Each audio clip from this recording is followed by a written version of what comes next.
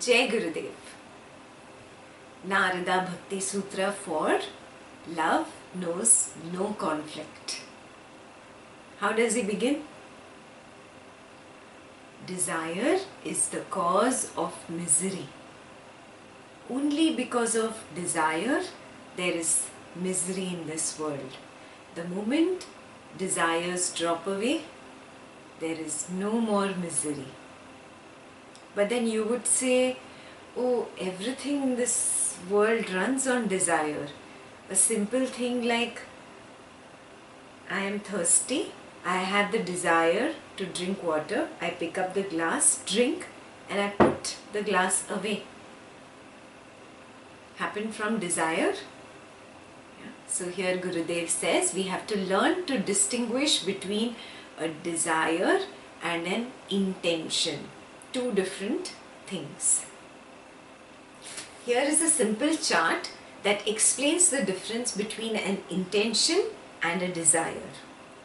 So a desire is either I want this or I don't want this.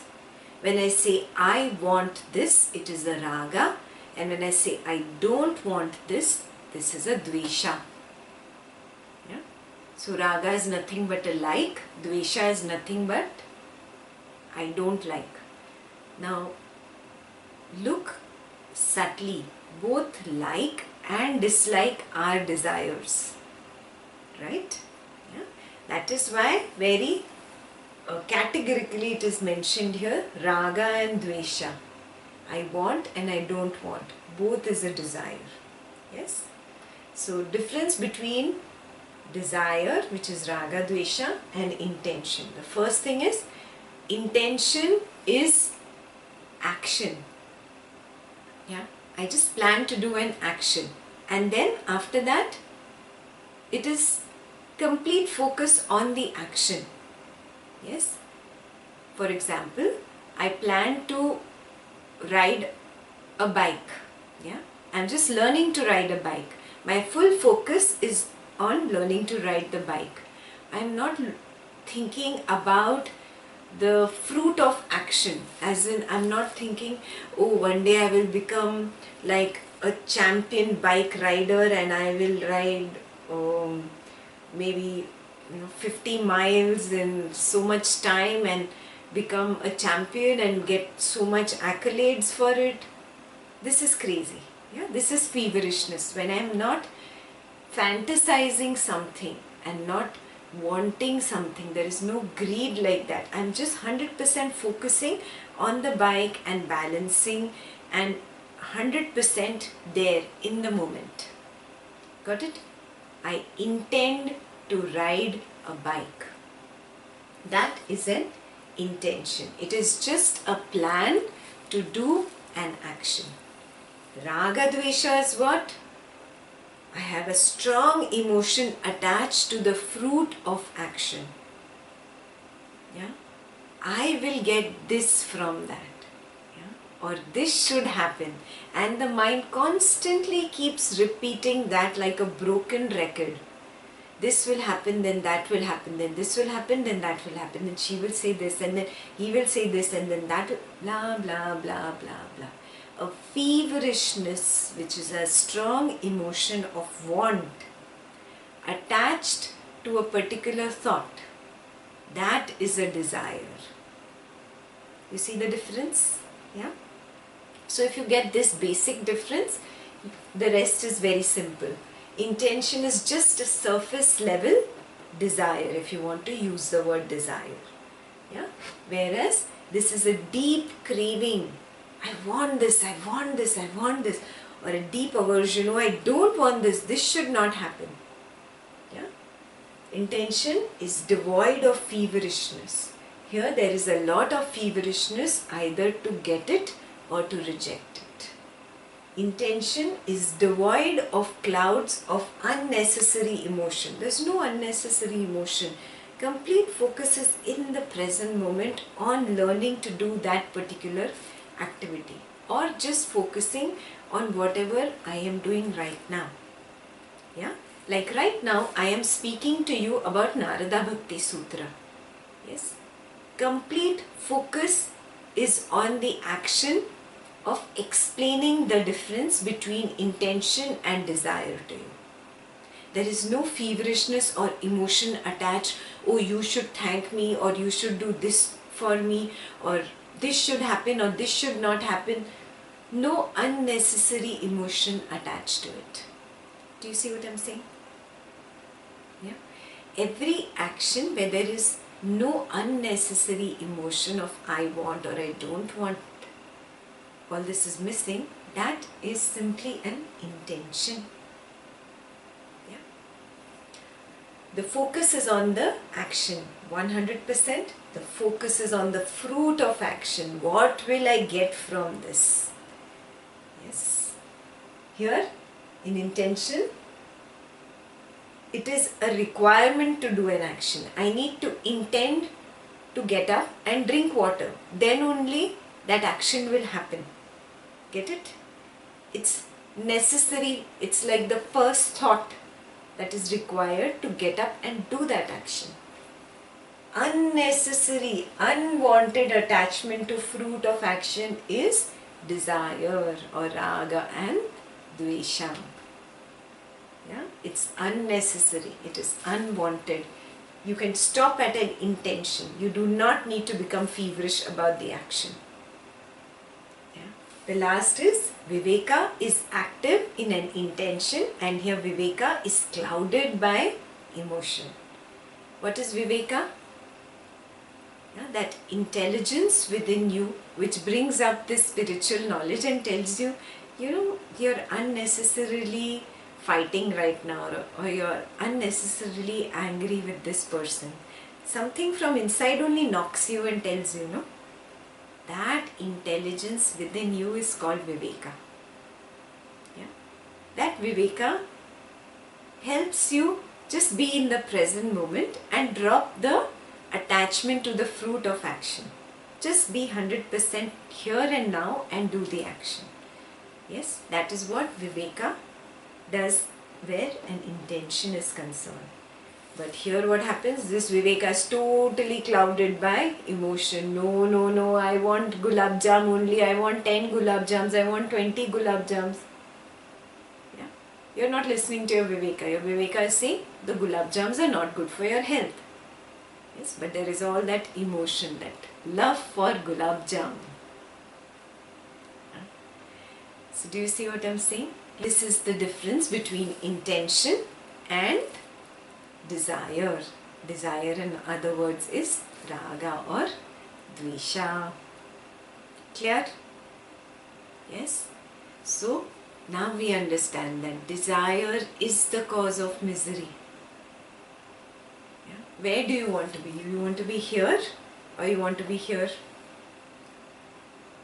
Yes? You want to be here, right? You want 100% focus on action. You want complete clarity of thought, devoid of emotions, right? You want to be completely focused on whatever you are doing. And when you are like this, there is more productivity in life. Yeah? This only leads to feverishness and whirlpool of emotions and creation of agami karma. You decide where do you want to be and start moving in that direction. Yes? Homework number 1 for you. Make a list of all your current desires. I say current because your desires keep changing. The list keeps on becoming longer and longer. Yeah? So whatever your current desires are, yeah? And carefully look at them. Yeah? Look at the emotion that you have for it. Are you here on that particular desire? Is it an intention or is it a raga, dvesha? Categorize each desire. Is it just a pure intention or has it become a raga or dvesha in my life? Yes, that's your homework number 1. Now you recognize that there are so many ragas and dveshas in your mind. Now what to do about them?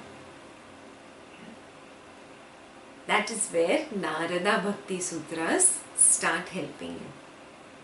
Now that you recognize that the mind is lost in a raga or dvesha, Raga is I want, Dvesha is I don't want.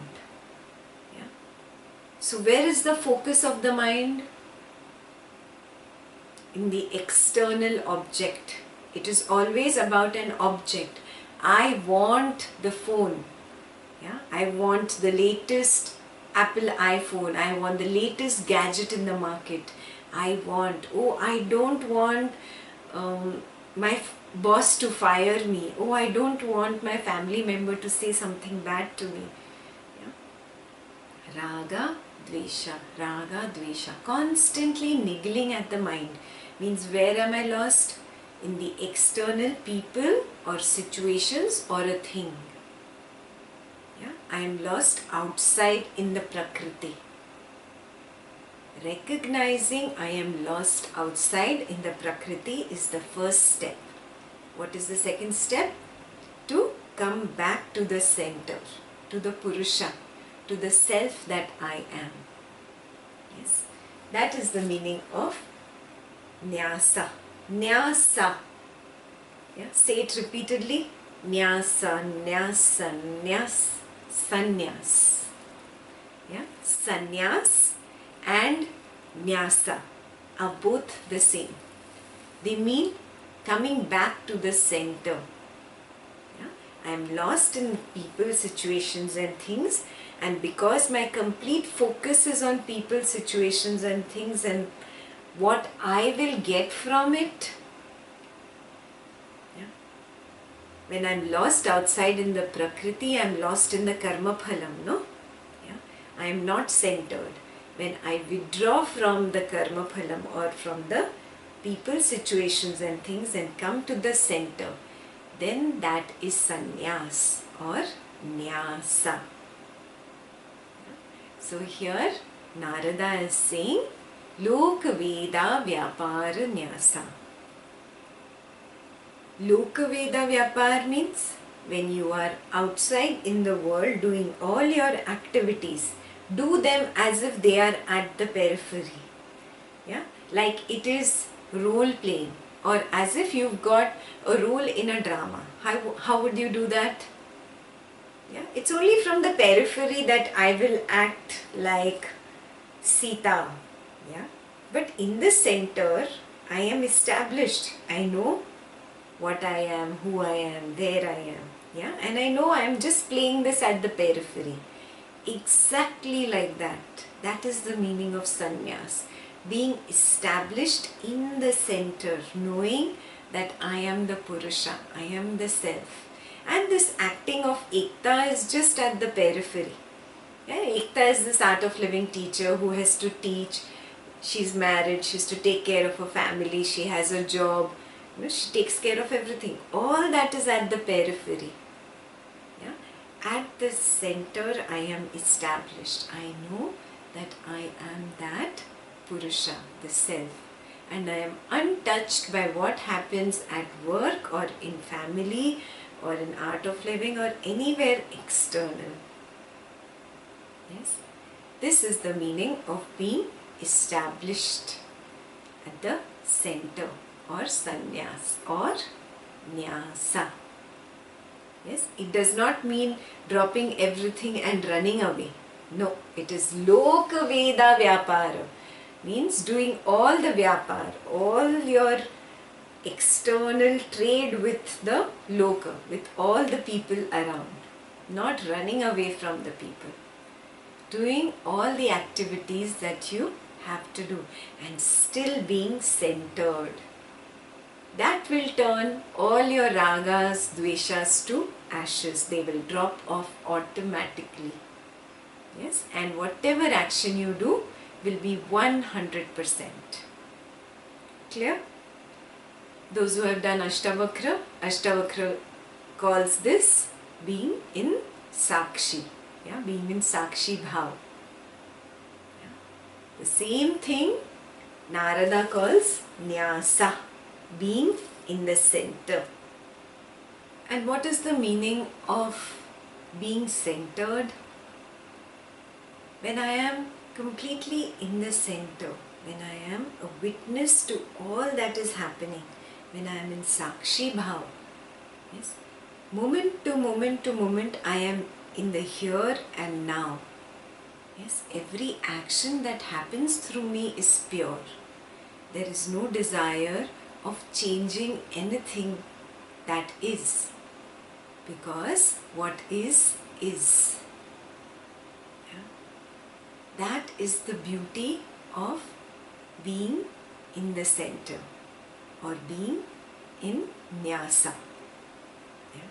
Or being in Sakshi Bhav.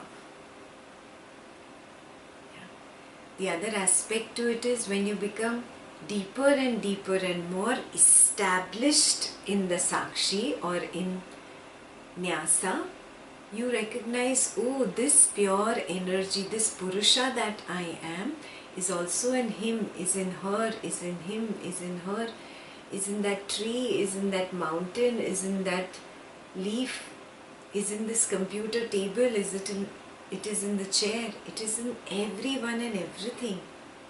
It is the same consciousness. So there is really no difference. On the external, we are all different. Yeah? One is Rama, one is Lakshmana, one is Sita. But these are all roles they are playing. Yeah? One is Ravana. But these are again just roles that they are playing. Yes? In the core, they are all actors. Yes?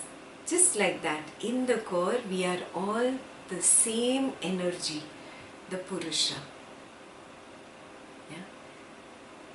This brings the oneness in you. Yeah? Then you start looking at everybody as he is a reflection of me only. If right now he is there in my life, it is because of my karma. My past Sanchita karma is reflecting in this form today. There is no difference between him and me. We are the same Purusha in the core. On the external, we have certain roles. And these roles, why are we playing? Because of this karma exchange between him and me right now. Yes? And this karma exchange is a reflection of my past. So, essentially, he or she, whoever this person is in your life, whether you have a raga for him or her, or you have a dvesha, they are in your life, they are a reflection of you. There is no difference between him and you, or her and you. Yeah? You are the same consciousness, whether it is your friend or your enemy.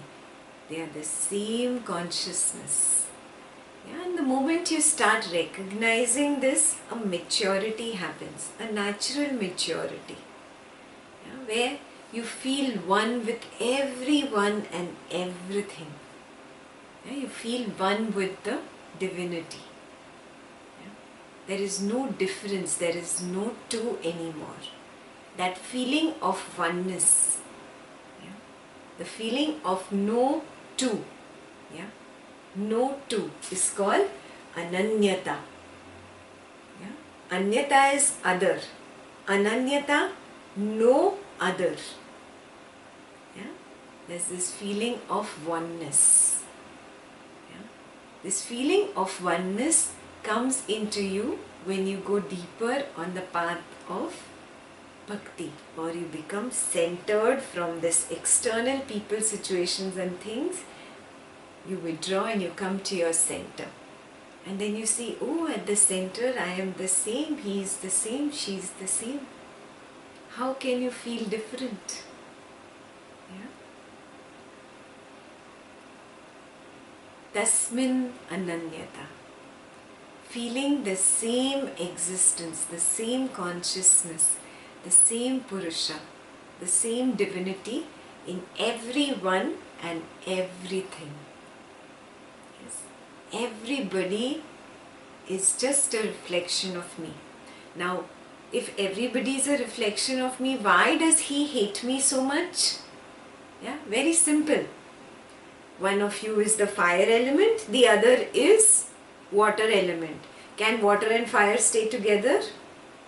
No. Either the fire evaporates the water, or the water puts off the fire. Yeah, but still both water and fire coexist together in nature. When there is a lot of fire element in nature, it is summer. When there is a lot of water element in the nature, it is either rainy season or winter season. Right? Both coexist together like that only. Yeah? The karma exchange between I and that other person is similar to fire and water. That is why there are conflicts, and it's okay. It's a reflection of my own karma. Yeah? Just be with it. Don't create any more karma. Yeah? Don't fuel the fire. Yeah? That will only lead to more burning later on. Yes? Feel the oneness, ananyata. Yes? He may be fire and you may be water, but still at the core you are all the same Brahman, because out of the Brahman came fire, water, earth, air and ether. Right? So at the core there is no difference. Yes. So whenever you feel that, oh, I don't feel oneness with this person, then what do? Tad virodhishu udasinatacha. Yeah. Tasmin ananyata means feel one with everybody. With everybody. Yeah. They are nothing but earth, water, fire, ether, air. Feel oneness with everybody. But if there is virodha, there is an opposite feeling or a conflicting feeling, just like I described between fire and water, then what do? He says, become udasinata.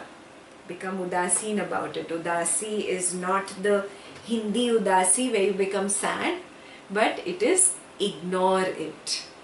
Yeah? Just ignore the conflict between fire and water. Yeah? Because it is just the peripheral behavior of it. At the core, both are the same Brahman, the same Purusha. Yes. So, homework for you. Make a list of all these people in your life. It doesn't matter whether they are fire, water, air or ether or earth element. It doesn't matter. Make a list with whomever you have virodhishu, means conflicts, or you don't accept them. Yeah? There is a little bit of dvesha, a dislike for them. Yeah? Make that list. Yeah? And start ignoring the behavior of the person, not the person. Huh? Otherwise you will say, oh, Ekta ji said I can ignore my husband. No. Do not ignore the person, but ignore that negative behavior of the person. Yeah? It changes with time. It changes with the karma of the person. For example, summer cannot last forever. However hot it is going to cool down in some time. Yes, that fire will come down and become a small little blue flame. Yeah. So, recognize this thing. Just ignore the negative behavior or the conflicting behavior. That is the meaning of tasmin anyana. That is the meaning of tasmin ananyata tad virodhishu udasinta cha. Feel oneness with everyone, but if there is a conflict somewhere with one particular person, just ignore the behavior, not the person. Yeah. If there is a conflicting situation in life, yeah, you have to attend to it. You cannot run away from the situation. But don't focus on the negative aspect. Otherwise the mind will get into all dvesha. Oh, this is so bad, negative. My life is so negative. All bad things happen to me. Blah, blah, blah, blah. Yes? Drop all that. Ignore the negativity. Yes, and just purely focus on the action. Clear? Homework number 2 clear? Yes, divine love is going beyond the opposites of love and hate. Yes, at any point, at any place, if you feel that your love is getting shaken by these little bit of conflicts in life, then brush it aside. Just be indifferent to that particular conflict. Yeah, indifferent to that behavior, not to the person. Yeah, so udasinta means either ignoring the behavior or being indifferent to the behavior. Yes. Now your mind will say, it's so easy to say that be indifferent to person A's negative behavior, but it's so difficult to do that. Yeah. All you need is to make your viveka stronger. Yeah. Viveka is the one that tells you the difference between right and wrong, good and bad. So then what is the logic for viveka to understand here? The logic is very simple. The tendency of the mind is to keep looking for a crutch. Yeah? Mind feeds on thought. You agree with this? Yeah? The mind is constantly on, constantly on. Even when everything in life is good and happy and you have all the comforts and your relationships are good, your career is good, your family is good, everything is good, then also the mind goes on and on. Have you noticed? Yeah? It is just looking to hold on to something and start yap about it. That is the tendency of the mind. Yeah? So point number 1. Recognize that the mind has this tendency to hold on to a crutch. It holds on to the crutch of negativity, holds on to the crutch of jealousy, holds on to the crutch of prestige, holds on to the crutch of ego.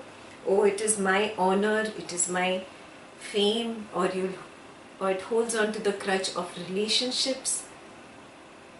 The mind finds some or the other crutch. Yeah, it's some support that it holds on to and goes on yap. Yeah, the mind would do that in the happiest of circumstances. Yeah, it never reaches a stage where it is just calm and quiet and completely silent. Why? Because it is the bad habit of the mind. Now my job is to recognize, oh, my mind holds on to crutches and starts its drama. Yes. When I recognize this, the viveka becomes strong. Yes. And when you recognize this, you drop that crutch. Yes. That crutch is like a support. Yeah. So the next one is Anya Ashrayanam. Ashraya is a support or a crutch. Anya is other. Yes, the mind holds on to crutches of ego, name, fame, relationships. These are all other crutches. Yeah? Drop these crutches, he says. Let go. Tyago means to drop. Let go. And then what? Become established in that oneness. Yeah. So he begins with be established in the one. Yeah. But when you are established in the one, if a conflict outside arises, recognize the conflict and be indifferent to it. That's the first step. But if you are finding it difficult to be indifferent to that conflict, then he gives you the second step. Second step is to recognize that the mind holds on to a crutch. Yeah? Anya Ashrayana. And I recognize that crutch of the mind and I drop it. That is the second technique. And you come back to Ananyata. Beautiful sutra, no? He begins from oneness. You get lost in the world Yeah, some conflict outside that you see, which makes you feel, oh, it is all not one. Yeah, immediately, what do? Become indifferent to that, and then you come back to the self, become one again. But again, if that conflict arises and it's difficult for you to go away from it, then he says, make your viveka stronger by recognizing this is a crutch of the mind. The mind, even in the most peaceful situation, will hold on to a crutch. Let me drop this crutch. Yeah? It's probably a crutch of my ego. Yeah? How dare he say something to me, or how did she do that to me? Recognize it's the crutch of the mind. I am not going to be lame anymore. I am going to drop this crutch and come back to that oneness. Yeah? To that oneness, that stillness that you are. Yeah? Then your mind might say, oh, how can I drop all supports? Yeah? The mind is really afraid of just standing out in the open with arms wide stretched and not knowing what lies ahead. The mind is not comfortable with uncertainty. Yes. And no crutch means complete silence, means complete uncertainty. Yeah. That little burning of uncertainty will actually make you stronger and come out like a shining piece of gold. Go through that uncertainty. Yes.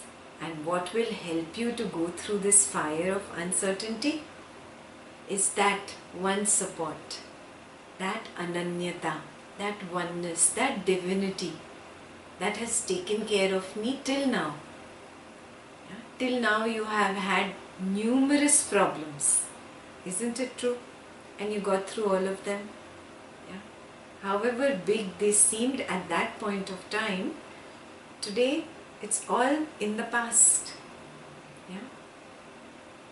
Remind yourself that which took care of you then is still taking care of you, even now, even in this moment. Whatever may be the situations around you, this strong feeling of I am being taken care of, I am being loved, this can be your biggest support. Yeah? This love, this divinity that is taking care of me will help me drop these crutches of the mind. Yes? So, identify the crutches, drop them, and only look for love and support in that divinity. Yeah? Whoever it is, maybe it is Lord Krishna for you, maybe it is a Devi for you, yeah? Maybe it is Lord Jesus, it doesn't matter. Yeah? Maybe it is just the supreme energy which is formless. Yeah? It doesn't matter what it is. All of it is the same. That divinity takes care of me, loves me. Yeah? Gurudev gave you a story of the people of Uganda, no? Yes. The person told Gurudev that I recognized at the end that the only support is that God, that divinity. Yeah? You don't have to go through those problems to recognize that. Recognize that right now. So let's revise now. He gave us 3 techniques so far. The first technique, he says, is recognize that there is oneness. Yeah? You are one. And if you feel that there is conflict, if you see any conflict, what do? Yeah? Be indifferent to that or ignore that conflict. Yes, not the person, but the conflicting behavior of the person. Don't ignore the situation, but ignore the conflicting emotions that come up in that situation. Just focus on the correct action to be taken in that situation. Yes? That's the first thing. And come back to the center. Be in nyasa. Yes? but okay, I'm finding it very difficult because of this one conflict in my life. Yeah. Then what do? What does he say? Make the Viveka stronger by recognizing that this is just a crutch, ashraya. Yes, I am only making this jealousy of mine, this ego of mine, this hatred, this anger, whatever, this insecurity, whatever it is, I'm making it a crutch. Yes, and I'm feeding the mind. It will never stop. Make the Viveka stronger by making it understand this is a crutch. Let me drop the crutches and come back to the center. This is the second technique. Now still ananyata does not happen. Still that feeling of oneness is not happening. Why? Because the mind is still looking for a crutch. So third technique, look at that divinity. That divinity has taken care of you so far and it will take care of you going further. Yeah. Have that faith in God or Guru or in yourself. Yes. And come to ananyata, oneness. Then Guruji gave you a fourth technique. What did he say? See the intention behind the action. Sometimes the action is flawed, but the intention could be good. Yes? Yeah. Suppose somebody is very upset with you. Yeah. Why is he upset? Look at it. Maybe he is upset that you did not put the things in the right place. Just a simple thing like that.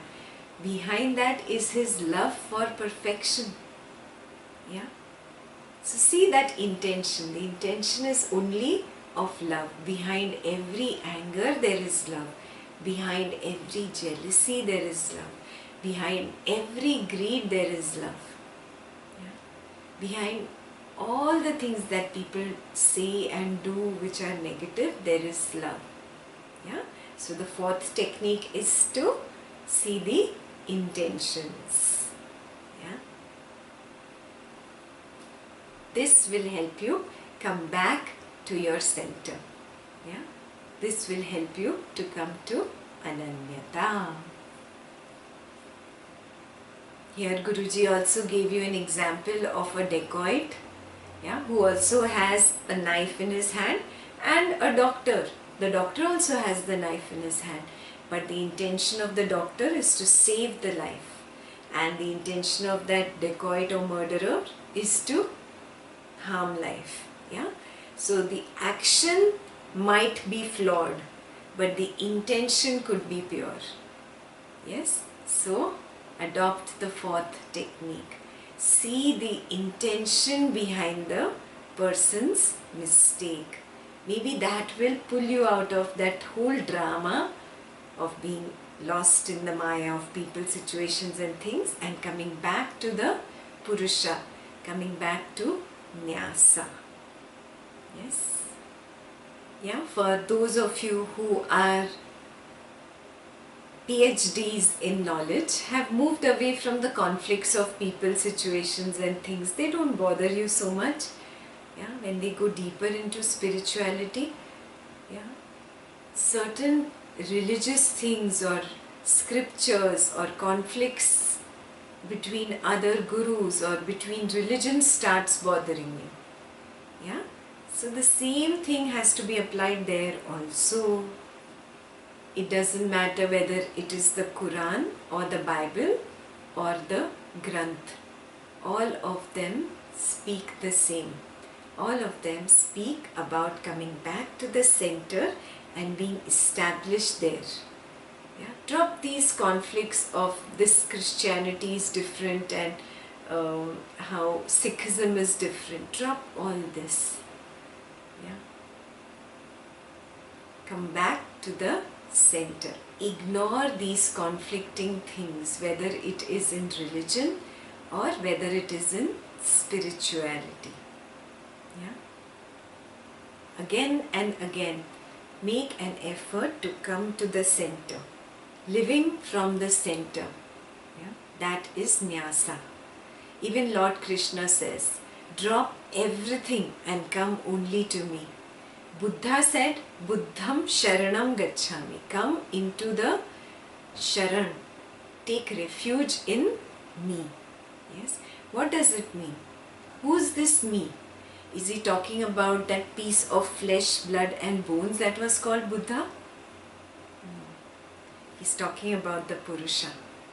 Is Lord Krishna talking about that piece of Prakriti that was called Lord Krishna? No. He's also talking about leave this people, situations and things and withdraw from it and come back to the Purusha. Come back to me. You get it? So Lord Krishna said the same thing. Buddha said the same thing. Lord Jesus said the same thing. The Quran says the same thing. So drop all these conflicts that you see and see the oneness in all. Yeah? For love knows no conflicts. Yeah? Love knows no difference. All these conflicts just are apparent, are on the periphery. The moment you're centered in love, these conflicts fall off. Yeah? And this is the only way to honor the knowledge, to honor the scriptures. Because this is the law. Yeah? This is called the law of attraction. If you are lost in the maya of this Prakriti, you will create more and more karma with the Prakriti and you will be lost in the cycle of birth and death. If you withdraw from this Prakriti and come to the center, law of attraction applies here also. Yeah?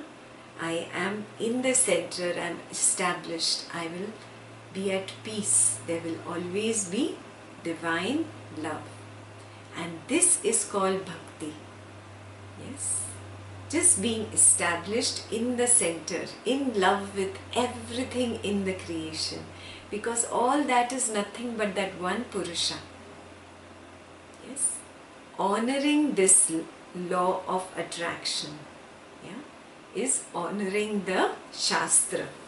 So Shastra Rakshanat means not protecting the law but really honoring the law.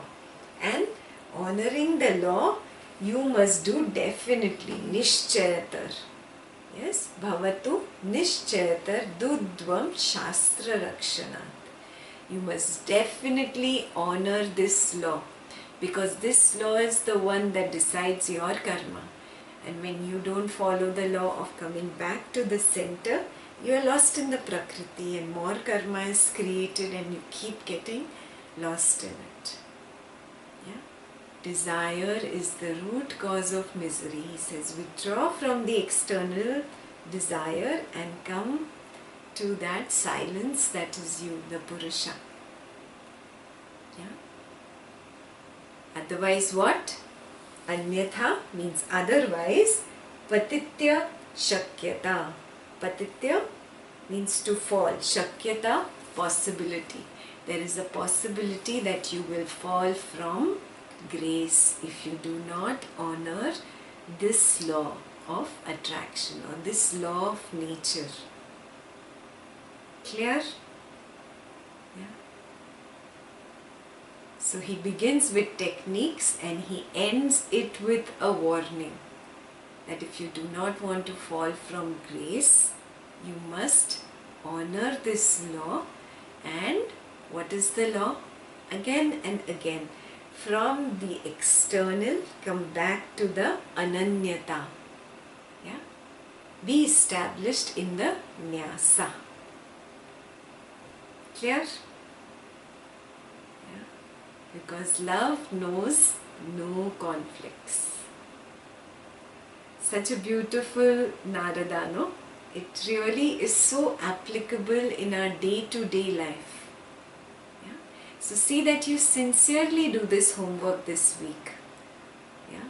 And apply all the 3 techniques when conflicts come up, whether they are conflicts related to this material world or to spirituality and religion. Doesn't matter. Yeah? Apply them again and again. Be worry of not breaking the Shastra or the law of attraction. Yes? Work on this week and I will see you next week. Jai Gurudev.